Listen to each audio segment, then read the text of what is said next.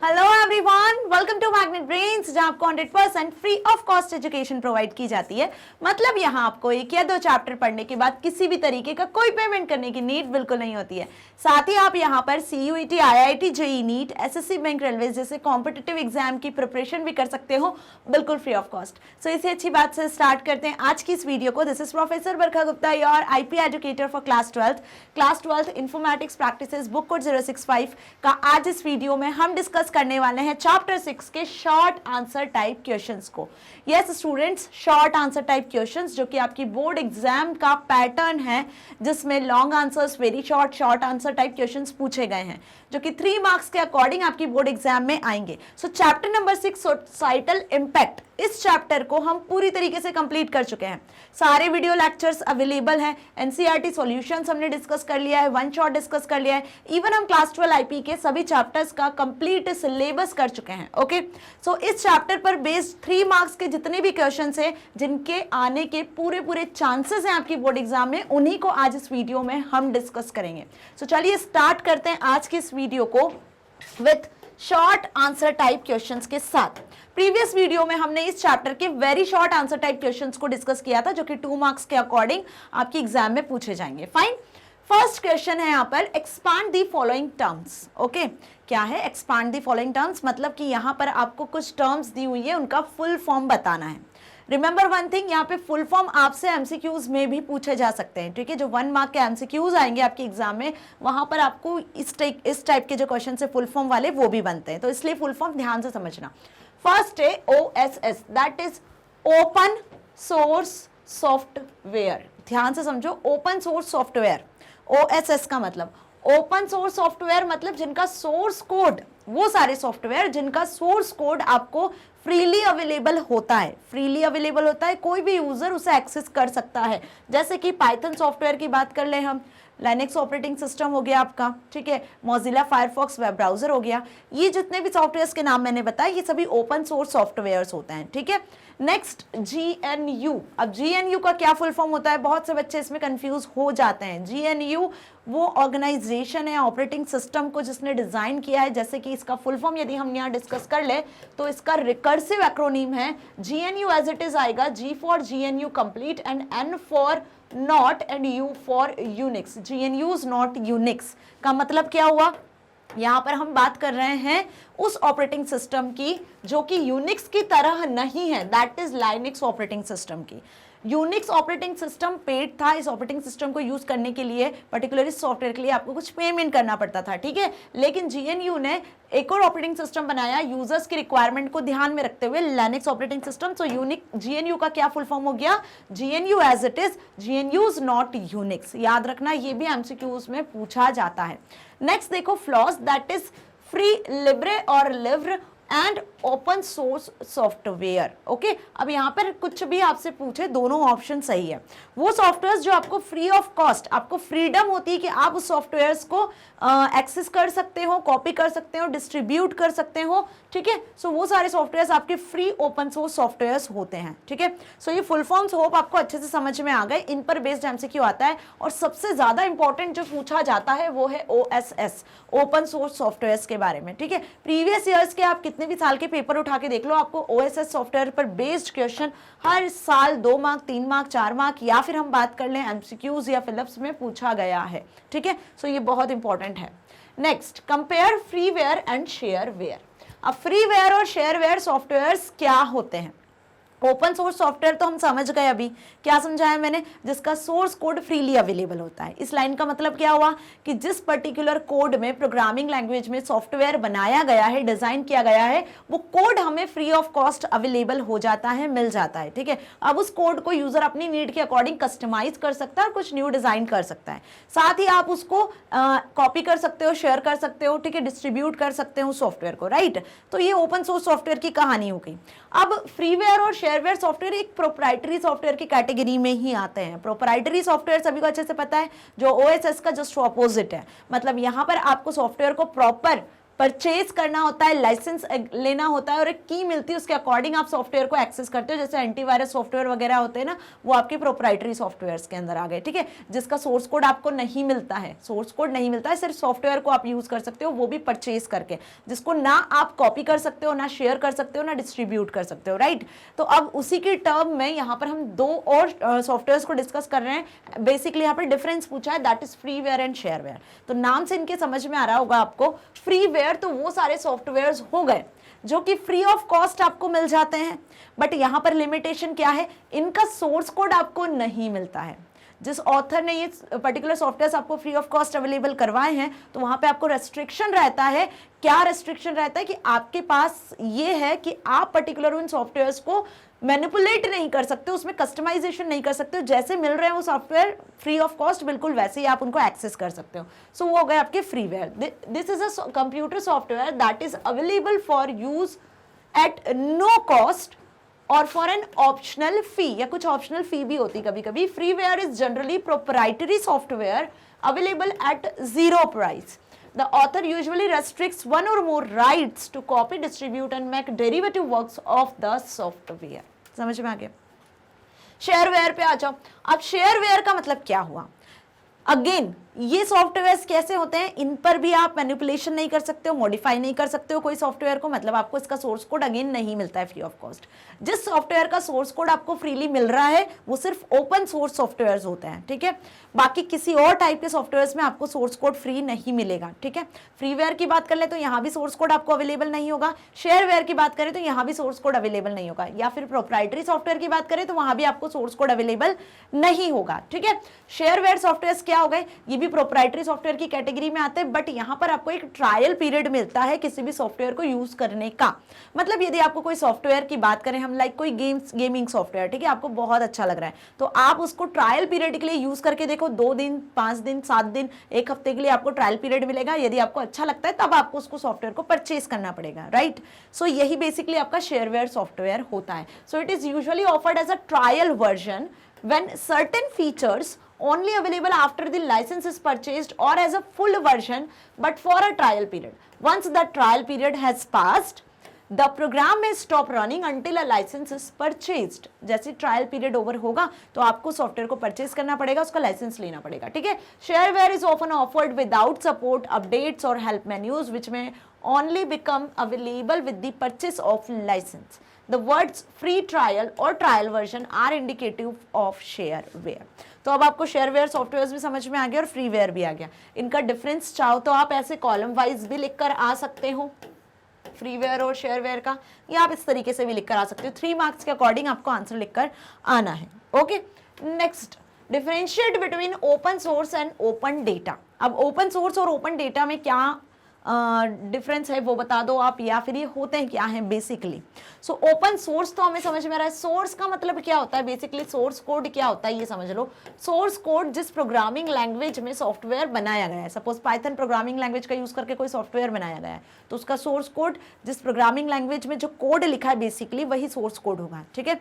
तो open source code जब वो हर एक यूजर के लिए अवेलेबल होगा, ठीक है, हर एक यूजर उसे एक्सेस कर सकता है बिना रेस्ट्रिक्शन के, तो वो ओपन सोर्स हो गया। सिमिलरली उसी तरीके से कोई भी डेटा जो ऑनलाइन यूजर एक्सेस कर पा रहा है वो ओपन डेटा कहलाएगा बिना रेस्ट्रिक्शंस के। So the term open source is applicable to softwares which means source code of a software is freely available. Source code of a software is freely available and user can make changes it and reuse it. User उसमें changes भी कर सकता है, यदि उसे programming language का knowledge है तो वो सोर्स कोड में चेंजेस कर ले और अपने अकॉर्डिंग उसको रीयूज कर सकता है, ठीक है। तो वो ओपन सोर्स हुआ। The term open data is applicable to data. Open source software के लिए एप्लीकेबल है और ओपन डेटा डेटा के लिए एप्लीकेबल है, that is freely available for everyone to use without any licensing और कॉपीराइट रिक्वायरमेंट्स। कोई भी डेटा, अब डेटा में कोई इमेज आ सकती है, कोई ऑडियो, कोई वीडियो, कोई सा भी डेटा, कुछ टेक्सचुअल इन्फॉर्मेशन, सो वो डेटा जो कि ऑनलाइन हर किसी यूजर के लिए अवेलेबल है बिना किसी रिस्ट्रिक्शन के, आप उसे एक्सेस कर सकते हो, ठीक है। के लिए कोई लाइसेंसिंग, कोई कॉपीराइट नहीं होता है। सो बेसिकली वो आपका ओपन डेटा कहलाता है। जैसे कभी कभी हम अपने प्रोजेक्ट्स के लिए कुछ इमेजेस, कुछ ऑडियो वीडियो, कुछ लिंक्स, कुछ डेटा को कॉपी कर लेते हैं और अपने प्रोजेक्ट को बना लेते हैं, राइट। होता है ना जनरली ऐसा कि आपको कुछ नहीं मिल रहा होता तो आप नेट सर्फिंग करते हो, नेट सर्फिंग के थ्रू आपको जो अच्छी इंफॉर्मेशन मिलती है, जो डेटा मिलता है, आप उसे एक्सेस कर लेते हो। That is called open data, ठीक है। नेक्स्ट क्वेश्चन नंबर 4, देखो अब डायरेक्ट क्वेश्चंस भी आ सकते हैं या फिर इस तरीके से एग्जांपल बेस्ड या सिचुएशन बेस्ड क्वेश्चन भी आपसे 3 मार्क्स में पूछे जा सकते हैं। क्या पूछा है यहाँ, Nivedita has recently shifted to a new city. Nivedita recently एक नई सिटी में शिफ्ट हुई है और नए स्कूल में उसने एडमिशन लिया। She doesn't know many people in her new city. New city में या स्कूल में वो ज्यादा लोगों को नहीं जानती है, but all of sudden someone is posting negative demeaning comments on her social networking profile. All of sudden जब उसने देखा क्या कि उसकी जो प्रोफाइल है वहां पर उसने कुछ निगेटिव डिमीनिंग से कमेंट्स देखे अपनी सोशल नेटवर्किंग प्रोफाइल में, स्कूल साइट्स, फॉरम एक्सेट्रा, मतलब स्कूल साइट से जो स्कूल की जो वेबसाइट है जहां पर मैसेजेस वगैरह आप करते हो, फॉरम वगैरह, वहां पर भी। She is also getting repeated mails. अब उसने ये भी देखा कि उसको कुछ मेल्स हैं जो रिपीटेडली उसके पास आ रहे हैं, ठीक है, वो भी अननोन पीपल से। Every time she goes online, जब भी वो ऑनलाइन जाती है, अपने सोशल मीडिया वेबसाइट्स को एक्सेस करती है, ईमेल चेक करती है, she find someone chasing her online, ठीक है। अब ये चीज देखो, ऐसे जो केसेस है वो दिन पे दिन बढ़ते चले जा रहे हैं, हम देखते हैं ये चीजें, फाइन। तो इस तरीके के जो क्राइम्स हैं, इसे हम क्या कहते हैं, बेसिकली इसी सिचुएशन पर बेस्ड कुछ क्वेश्चन सब आपसे पूछे गए। पहला, what is happening to Nivedita. Nivedita के साथ क्या हो रहा है, क्या बताओगे आप यहाँ पर। Nivedita has become a victim of cyber bullying and cyber stalking. यही केसेस हमने पढ़े थे, यही 2 टाइप के साइबर क्राइम्स हमने देखे थे, साइबर बुलिंग और साइबर स्टॉकिंग जैसे केसेस आजकल दिन पर दिन बढ़ते चले जा रहे हैं, ठीक है। किसी का आईडी हैक कर लेना, किसी की आइडेंटिटी चुरा कर आप किसी और को परेशान करते हो, ठीक है, लाइक दिस। इस तरीके के केसेस को हम क्या बोलते हैं, साइबर बुलिंग और cyber stalking. What action should she has taken to stop them? अब इसको स्टॉप करने के लिए उसे क्या करना चाहिए, किस तरीके से इस प्रॉब्लम का सोल्यूशन निकालना चाहिए बेसिकली। सो उसे स्कूल से बात करनी चाहिए, स्कूल में जो उसके प्रिंसिपल्स हैं वगैरह उनसे बात करनी चाहिए, अपने पेरेंट्स से बात करनी चाहिए। साइबर क्राइम जो हो रहा है उसके साथ, basically cyber bullying, cyber stalking की जब वो विक्टिम है तो उसके अकॉर्डिंग उसको साइबर कंप्लेंट करनी चाहिए, राइट। तो यहाँ पर हम देखेंगे, she must immediately bring it into the notice of her parents and school authorities and she must report this cyber crime to local police with the help of her parents। Basically यही action उसे लेना चाहिए, ठीक है। सो क्या answer आपको basically लिखकर आना, ये समझ में हमें आ रहा है ना। और कैसे क्वेश्चंस आपसे पूछ सकते हैं, डायरेक्ट क्वेश्चन आने के भी चांसेस है, कुछ example, situation, condition based question भी आपसे पूछे जा सकते हैं, right. Next, describe the following cyber crimes. आपको साइबर क्राइम्स के यहाँ पर एग्जाम्पल दिए हुए, उनको डिस्क्राइब करना है आपको, ठीक है। साइबर बुलिंग क्या होता है, साइबर बुलिंग को यदि हिंदी में हम देखें तो बदमाशी करना, राइट। सो जनरली जब आप ऑनलाइन सोशल मीडिया प्लेटफॉर्म का यूज़ करते हो, like Facebook, Insta, Twitter, WhatsApp जैसे अकाउंट को यूज़ करते हो, ट्विटर वगैरह, और वहाँ पर आप देखते हो कुछ नेगेटिव कमेंट्स आते हैं, ठीक है, कुछ ऐसी चीज़ें होती हैं, that is called cyber bullying, right. So it refers to an act of online harassment of someone by using online tools such as an internet, email, instant messages, chat rooms और सोशल नेटवर्किंग साइट्स, जिनके नाम मैंने भी बताए आपको।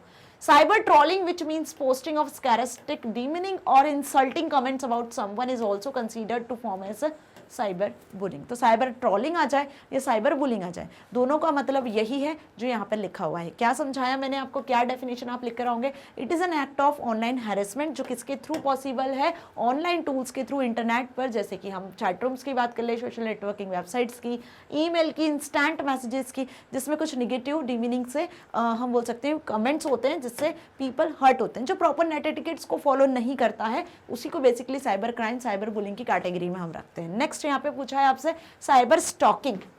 अब stocking का मतलब पीछा करना जनरली, ठीक है। तो साइबर स्टॉकिंग जैसे केसेस भी बढ़ते चले जा रहे हैं, जैसे कि यहाँ पर हम बात कर रहे हैं cyber stalking to online stalking where someone uses internet, जो इंटरनेट की मदद से। अब भाई ऑनलाइन साइबर स्टॉकिंग की बात कर रहे हैं तो ऑनलाइन फ्रॉड ही एक तरीके से होगा ये, ठीक है, जिसमें chat rooms, social networking sites, emails, वही सारी चीजें जो साइबर बुलिंग में, वही सारे टूल्स का यूज किया जा रहा है, ऑनलाइन टूल्स का, ठीक है।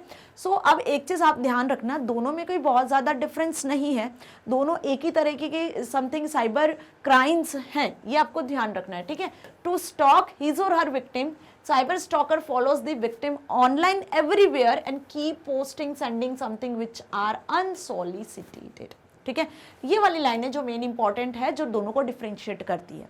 बाकी दोनों में ऑनलाइन टूल्स सेम ही है, बट साइबर स्टॉकर और साइबर बुलियड वो आपको अच्छे से क्लियर होना चाहिए। Fine, next question number 6, What can be done to reduce the risk of identity theft? अब आइडेंटिटी थेफ्ट क्या है? ये भी एक टाइप का साइबर क्राइम है। सोसाइटल इम्पैक्ट वाले चैप्टर में हमने यही पढ़ा था ना, डिफरेंट टाइप के सॉफ्टवेयर्स के बारे में देखा था, और साथ ही हमने कितने टाइप के साइबर क्राइम्स हैं, वो क्या होते हैं, कैसे आप इनको डिफरेंशिएट कर सकते हो। यदि वो आपने याद कर लिया तो इस चैप्टर में किसी भी टाइप का साइबर क्राइम पूछेंगे आप उसको लिख कर आ सकते हो। बेसिकली साइबर क्राइम के एग्जाम्पल पूछा जाता है आपसे और उसका डेफिनेशन पूछा जाता है, राइट। सो यहाँ पर आइडेंटिटी थेफ्ट क्या होता है और इसके रिस्क को कैसे रिड्यूस कर सकते हो, क्या मेजर्स हमें लेने होते हैं आइडेंटिटी थेफ्ट से बचने के लिए। अब आइडेंटिटी मतलब किसी की पर्सनल इंफॉर्मेशन चुरा लेना, बेसिकली इसी को आइडेंटिटी थेफ्ट कहा जाता है। हो सकता है कि आपकी आईडी किसी पर्सन ने हैक कर ली है और उस आईडी का यूज करके आपकी आइडेंटिटी का यूज करके वो कुछ मिस यूज कर रहा है, मिस यूज इन्फॉर्मेशन को क्रिएट कर रहा है, या फिर आपके जो फ्रेंड्स हैं उनके साथ में मिसबिहेव कर रहा है। So this is called identity theft, है ना। सो उसको कैसे आप रिड्यूस कर सकते हो, इस रिस्क को कैसे कम कर सकते हो। तो सबसे मेन इंपॉर्टेंट चीज क्या होगी कि जो भी आप अपना आईडी पासवर्ड रखते हो वो यूनिक होना चाहिए। Unique ID to protect your devices and account. अपने अकाउंट को प्रोटेक्ट करने के लिए आपका जो आईडी पासवर्ड होता है वो यूनिक होना चाहिए। मतलब कि अपना जो पासवर्ड है वो स्ट्रॉन्ग पासवर्ड यूज करो, लाइक उसमें कुछ कैरेक्टर्स हो, अपर केस लोअर केस में हो, स्पेशल सिंबल्स हो, डिजिट्स हो, आपका नाम, अपने फ्रेंड का नाम, मम्मी का नाम, पापा का नाम, फोन नंबर, ऐसा पासवर्ड नहीं रखना चाहिए जो इजीली हैक किया जा सके, राइट। सेकंड क्या पॉइंट होता है यहाँ पे, यूज बायोमेट्रिक प्रोटेक्शन। अपने अकाउंट को, अपने आईडी को आप बायोमेट्रिक प्रोटेक्शन के साथ में सेफ रखें। बायोमेट्रिक प्रोटेक्शन मतलब कि जैसे आजकल मोबाइल्स में फिंगरप्रिंट सेंसर चलते हैं, आप फिंगरप्रिंट के थ्रू फिंगर स्कैन करके अपने मोबाइल ऐप को ओपन करते हो, राइट। तो बिल्कुल वैसे ही आप अपने अकाउंट को भी प्रोटेक्ट करके रख सकते हो, ठीक है। सो ये सिक्योरिटी लेवल को बढ़ाने के लिए आप इस तरीके का यूज कर सकते हो, ओके। सो आइडेंटिटी थेफ्ट से बचने के लिए हम ये दो यहाँ पर हमने पॉइंट्स लिखे हुए हैं। अभी आपसे 3-4 मार्क्स में भी पूछा जा सकता है, 2 मार्क्स में भी पूछा जा सकता है, right. Write names of any 2 common types of intellectual property rights which are protected by the law. अब इस चैप्टर में हमने इंटेलेक्चुअल प्रॉपर्टी राइट के बारे में पढ़ा था। इंटेलेक्चुअल प्रॉपर्टी राइट क्या होता है? डिजिटल प्रॉपर्टी, जो डिजिटल एसेट्स होती हैं हमारी, उसको प्रोटेक्ट करने के लिए, है ना, आप राइट्स अप्लाई करते हो अपनी प्रॉपर्टीज पर, ठीक है, कॉपीराइट्स लगाते हो, ठीक है, ताकि कोई अदर यूजर उसे यूज ना करे, और यूज करता है तो आपसे परमिशन लेके यूज करे। सो अब इंटेलेक्चुअल प्रॉपर्टी राइट हम किन किन डिजिटल एसेट्स पर, डिजिटल प्रॉपर्टी पर अप्लाई कर सकते हैं। बेसिकली इस क्वेश्चन में वही पूछा है, तो आपको कुछ नाम या कुछ एग्जाम्पल्स बताना है अपनी इंटेलेक्चुअल प्रॉपर्टी के बारे में। Okay, so write name of any 2 common type of intellectual property rights which are protected by the law।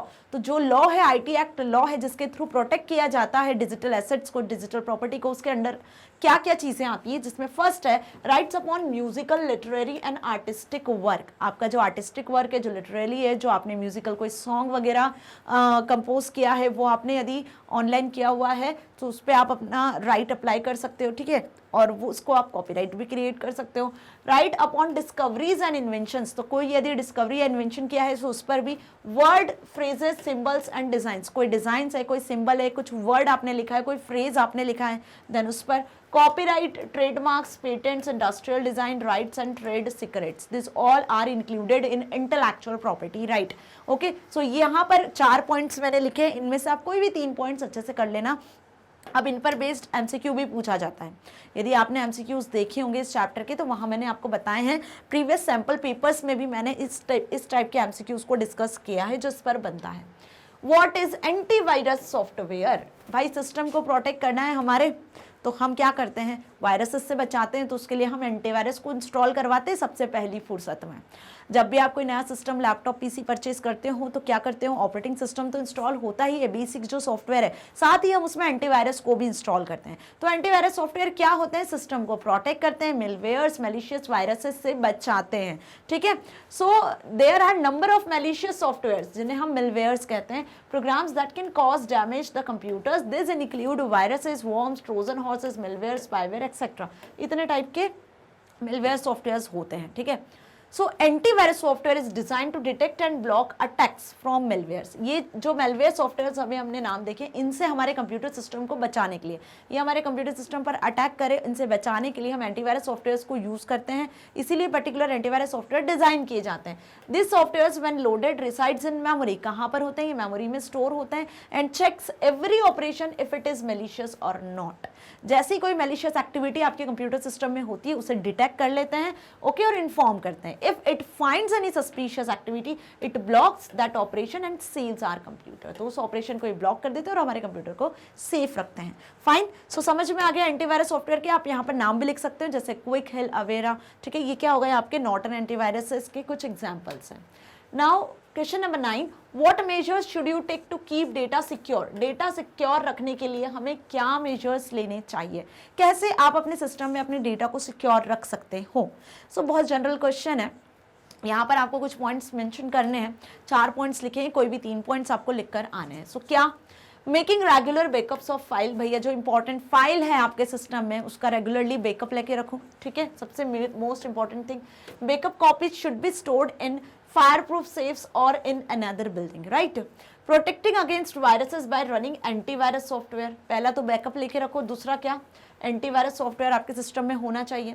Using a system of strong passwords, जो भी सिस्टम आप यूज़ कर रहे हो, जिस भी सॉफ्टवेयर को आप एक्सेस कर रहे हो, यदि वो पासवर्ड प्रोटेक्टेड है तो उसमें आप पासवर्ड कैसा रखो, स्ट्रॉन्ग पासवर्ड रखो, so that access to the data is restricted, unauthorized user particular उस सिस्टम को, सॉफ्टवेयर को एक्सेस ना कर पाए, राइट। सेफ स्टोरेज, स्टोरेज जो है वो भी सेफ हो of important files stored on removable disk like locked away in safe location, ठीक है। सेफ स्टोरेज का यूज़ करो, मतलब प्रॉपर हार्ड डिस्क ड्राइव्स वगैरह का यूज़ करो अपने डेटा को सेफली स्टोर करने के लिए। तो ये कुछ मेजर्स हैं जो यहाँ पे लिखे हुए हैं। फाइन, अब इसके अलावा भी यदि आप कुछ लिखना चाहो तो इसमें पॉइंट्स ऐड कर सकते हो, इनको अपनी लैंग्वेज में भी लिख सकते हो, ऐसा ज़रूरी नहीं है जैसे मैंने लिखे बिल्कुल वैसे ही आपको लिखना है।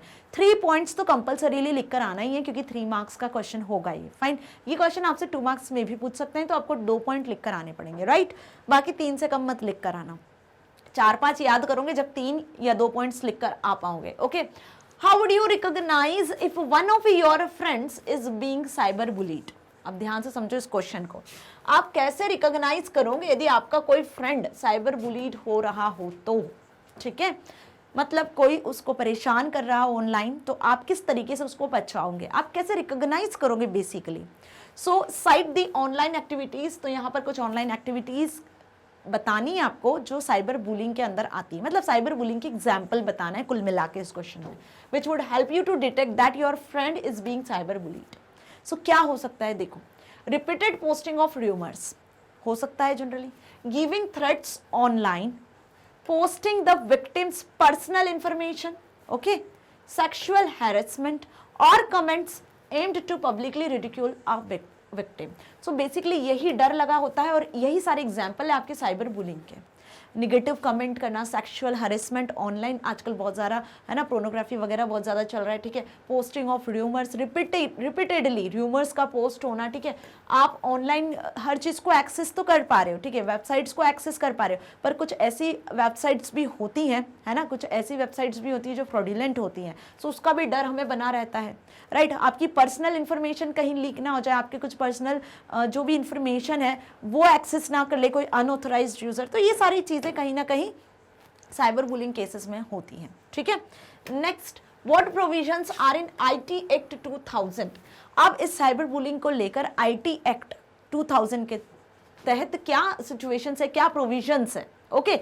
So the act provides legal framework for electronic governance by giving recognition to electronic records and digital signatures. The act outlines cyber crimes and penalties for them.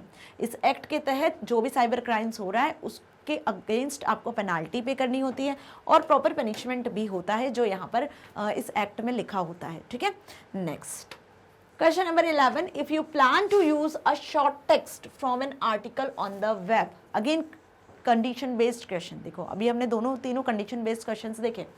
Internet पर, वेब पर कोई आर्टिकल है, उस आर्टिकल से यदि आप कोई short text को यूज करना चाहते हो, What steps must you take in order to credit the source used? अब जिस सोर्स से आप यूज कर रहे हो उसको आपको क्रेडिट देना होगा, तो उसके लिए आप क्या स्टेप्स लोगे, क्या स्टेप्स फॉलो करोगे, कैसे आप उसको क्रेडिट दोगे, किस तरीके से आप पर्टिकुलर उस आर्टिकल से एक शॉर्ट टेक्स्ट को एक्सेस कर पाओगे। सो फर्स्ट स्टेप क्या होगा, determine if you need the permission to use the desired piece of work. जो भी आर्टिकल से आप शॉर्ट टेक्स्ट एक्सेस करने वाले हो, पहले तो ये देखो कि उसके लिए आपको क्या परमिशन लेनी होगी, ठीक है। यदि परमिशन लेनी है, आपने ये चेक कर लिया, so identify the owner of the article, उस आर्टिकल के ऑनर कौन है उसे पता करो। Then identify the rights needed to use it, और पर्टिकुलर उस आर्टिकल पे आपको राइट भी है कि नहीं कि आप उस पर्टिकुलर टेक्स्ट को यूज कर पा रहे हो, वो पता करो। Contact the owner and negotiate whether payment is required, ठीक है। अब आपको ऑनर का पता चल गया, उस पर राइट्स भी है कि हाँ आप उस आर्टिकल की शॉर्ट टेक्स्ट को यूज कर सकते हो, ये भी पता चल गया। ऑनर को कांटेक्ट करो, कांटेक्ट करके ये पता करो कि पर्टिकुलर आर्टिकल में जो शॉर्ट टेक्स्ट है वो परचेज करना है ना, या यहाँ पर सेलिंग जैसा रिक्वायरमेंट है भी कि नहीं, कोई पेमेंट तो नहीं करना है, right. Get your permission agreement in writing, और राइटिंग में आप अपनी परमिशन एग्रीमेंट को आपके पास रखो। सो समझ में आया, ये स्टेप्स हमें फॉलो करनी होती है ताकि कॉपीराइट इन्फ्रिंजमेंट जैसा कोई केस ना हो, प्लेजरिज्म जैसा कोई केस ना हो। समझ में आया। सो कुल मिलाकर यहाँ पर किस तरीके से प्लेजरिज्म को प्रोटेक्ट करना है वो चीज़ लिखी हुई है, समझ में आ रहा है। Next, what is identity theft. अब आइडेंटिटी थेफ्ट क्या होता है, गिवन एग्जांपल। अभी हमने आइडेंटिटी थेफ्ट के बारे में समझा, देखो ये इंपॉर्टेंट है। आइडेंटिटी थेफ्ट आपसे एमसीक्यू बेस्ड भी पूछा जा सकता है, कैसे भी पूछा जा सकता है। प्रीवियस ईयर के क्वेश्चन पेपर्स उठा लेना, plagiarism, identity theft, cyber bullying, cyber stalking, ये कुछ इंपॉर्टेंट से क्वेश्चंस है जो 2 मार्क्स 3 मार्क्स में जनरली पूछे जाते हैं। सो आइडेंटिटी थेफ्ट क्या होता है, एग्जाम्पल के साथ बताओ, या फिर इसी क्वेश्चन को और कैसे पूछ सकते हैं, what do you mean by identity theft, explain with the help of an example, कैसा भी क्वेश्चन आपसे ये पूछ सकते हैं। सो identity theft occurs when someone uses another's personal information, identifying information, and pretends to be that person in order to commit fraud or to gain others financial benefits, है ना। कोई आपका now next question number 13 is cite examples depicting that you were a victim of allowing cyber crime, also cite provisions in IT Act to deal with such a cyber crime। अब देखो again यहाँ पर क्या बोला है आपसे, उन examples को बताना है जो डिपिक्ट करते हैं साइबर क्राइम्स के बारे में, ठीक है। मतलब कुछ साइबर क्राइम्स के नाम यहाँ लिखे हुए हैं बेसिकली, और उसके आपको एग्जाम्पल्स बताने हैं। Also site provisions in IT act, IT act में इनके लिए क्या प्रोविजंस है वो भी आपको बताना है। तो सबसे पहले identity theft, again someone got hold of login and password of our social network site and used it to troll or cyberbully someone using stolen credentials। obvious यही होता है ना आइडेंटिटी थेफ्ट में कि कोई अनऑथराइज्ड यूजर जिसे permission नहीं है वो आपके लॉगिन आईडी और पासवर्ड का यूज करता है, और यूज करके साइबर बुली और साइबर ट्रोलिंग जिसे हम बोल सकते हैं कि साइबर क्राइम का हिस्सा बन जाता है, right. Someone using stolen credentials, जो आपके क्रेडेंशियल्स को स्टील करता है, okay. Credit card account theft, अब क्रेडिट कार्ड अकाउंट थेफ्ट क्या होता है, someone did fraud shopping after stealing our credit card, आपकी क्रेडिट कार्ड इन्फॉर्मेशन को एक्सेस कर लेता है अनऑथराइज्ड वे में। लाइक हम यहाँ पर बात कर ले कि आपकी जो क्रेडिट कार्ड इन्फॉर्मेशन है उसका यूज करके आपका जो बैंक अकाउंट है उसमें जितना भी मनी है उसको स्टील करने की कोशिश करता है, that is called credit card account theft, okay. So समझ में आया, ये 2 टाइप के यहाँ पर क्या दिए हुए, साइबर क्राइम्स दिए हुए, और इनके बारे में इनके एग्जाम्पल्स आपको बेसिकली यहाँ पर लिखना है। Right the differences between the following, अब क्या डिफरेंसेस होंगे, कुछ यहाँ पे आपको टर्म्स दी हुई है उनके डिफरेंसेस बताना है, जैसे कि कॉपीराइट एंड पेटेंट्स। कॉपीराइट और पेटेंट्स में क्या डिफरेंस है, कॉपीराइट एक डिफरेंट टर्म है, पेटेंट एक डिफरेंट टर्म है। कॉपीराइट का मतलब क्या हुआ कि जो भी इंटेलेक्चुअल वर्क है, मतलब जो भी इंटेलेक्चुअल प्रॉपर्टी है किसी भी यूज़र की, चाहे कोई आर्टिस्टिक वर्क हो, कोई म्यूजिकल हो, या फिर कोई लिटरेरी हो, कोई आर्टिकल हो, ठीक है, जो अभी हमने देखी एग्जाम्पल प्रीवियस क्वेश्चंस में, राइट, इंटेलेक्चुअल प्रॉपर्टी राइट में, उस पर्टिकुलर वर्क पर कॉपीराइट यदि लगा हुआ है, मतलब उसी ऑथर का उस पर हक है, राइट है, वो ही चाहेगा तो वो उसे सेल कर सकता है अपने वर्क को, या फिर किन यूजर्स को उसे डिस्ट्रीब्यूट करना है। कॉपीराइट यदि कोई चीज़ होती है तो आप उसे एक्सेस नहीं कर सकते हो, करते हो तो कॉपीराइट इन्फ्रिंजमेंट हो जाता है, राइट, कॉपीराइट का उल्लंघन होता है, समझ में आया। और पेटेंट क्या होता है, पेटेंट जनरली इन्वेंशंस होती हैं, है ना, जो इन्वेंशंस हुई हैं उन्हें हम पेटेंट कहते हैं। So copyright refers to a legal right of creators for their original work like writing, photograph, audio recordings, video, sculptures, artistical work, computer software, other creative works and literary and artistic work, ठीक है, architectural work, right. तो समझ में आया, जो भी work आपका जो डिजिटल एसेट है, आपकी जो डिजिटल प्रॉपर्टी है, उस पर कॉपीराइट लगे होते हैं, मतलब उस पर लीगल राइट्स होते हैं यूजर के, राइट। अब पेटेंट क्या हो गए? अब patent is usually granted for inventions. Patent generally inventions के लिए ग्रांट किए जाते हैं। Unlike copyright, the inventor needs to apply file for patenting the invention. Okay, clear हुआ? सेकंड डिफरेंस क्या लिख कर आओगे भाई? 3 मार्क्स का है तो 3 डिफरेंस तो लिख कर आना है। 2 मार्क्स में भी ये डिफरेंसेस पूछे जा सकते हैं, तो 2 डिफरेंस आपको लिख कर आने हैं। They are automatically granted to creators and authors. Creators और ऑथर्स को ऑटोमेटिकली ग्रांट किए जाते हैं copyrights. When a patent is granted, the owner gets an exclusive right to prevent others from using, selling or distributing the protected invention. यहाँ पर exclusive right रहते हैं users को अपने पेटेंट को प्रोटेक्ट करने के लिए। उसको ये अथॉरिटी रहती है, उसके पास ये राइट होते हैं कि उसे अपना पेटेंट को किसे सेल करना है, किसको देना है अपनी इन्वेंशंस को, right. Copyright laws gives the copyright holder a set of rights that they alone can avail themselves legally, and right includes the right to copy a work, right to create derivative work, right to distribute copies of the work to the public, right to publicly display or perform the work। यहाँ पर user के पास ये सारे right होते हैं कि वो अपना डेरिवेटिव वर्क क्रिएट करें, उसको डिस्ट्रीब्यूट करें, ठीक है, ये सारे राइट्स उसके पास लीगली होते हैं, right. Next, a patent gives full control to the पेटेंटी।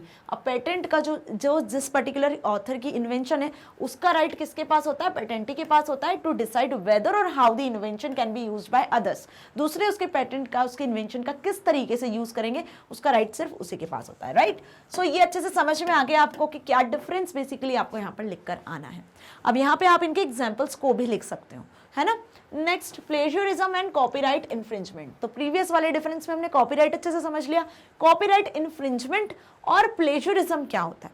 तो प्लेजरिज्म का मतलब किसी भी पर्टिकुलर पर्सन का ओन वर्क किसी और पर्सन यूज करता है और अपना बताकर रिप्रेजेंट करता है, तो प्लेजरिज्म हो जाता है ना, इसे हम प्लेजरिज्म कहते हैं। अब कॉपीराइट इन्फ्रिंजमेंट, यहाँ पर आप कॉपीराइट दिख रहा है आपको कि ये इमेज कॉपीराइटेड है, ऑडियो वीडियो कॉपीराइटेड है किसी ऑथर की जिस पर राइट नहीं है यूज करने का, फिर भी आप यूज कर रहे हो तो बिना परमिशन के, तो वो कॉपीराइट इन्फ्रिंजमेंट। तो बात समझ में आ गई।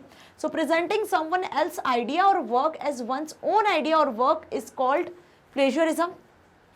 Copyright infringement is when we use others person's work without obtaining their permission to user we have not paid for it if it is being sold। यदि वो चीज़ सोल्ड है, कोई आर्टिकल, कोई म्यूजिक, है ना, जैसे कि बहुत सारी चीज़ें कोई आप डाउनलोड करते हो, कोई फाइल फोल्डर, या फिर आप हम बात कर लें कि कोई मूवीज़ है, या फिर कोई मूवी फाइल हो गई, या फिर हम बात करें कोई गेमिंग सॉफ्टवेयर है जो कि सोल्ड है, फिर भी आप उसको बिना परमिशन के एक्सेस करने की कोशिश कर रहे हैं, ठीक है, that is called copyright infringement. Now if we copy some content from internet but do not mention the source, आपने कोई इमेज थी या कोई टेक्स्ट था, कोई पैराग्राफ आपने इंटरनेट से कॉपी किया, अब उसका सोर्स आपने मेंशन नहीं किया कि वो पैराग्राफ किसने लिखा है, किस पर्टिकुलर ऑथर का है, we do not mention the source और the original creator, then it considered as an act of plagiarism. Fine.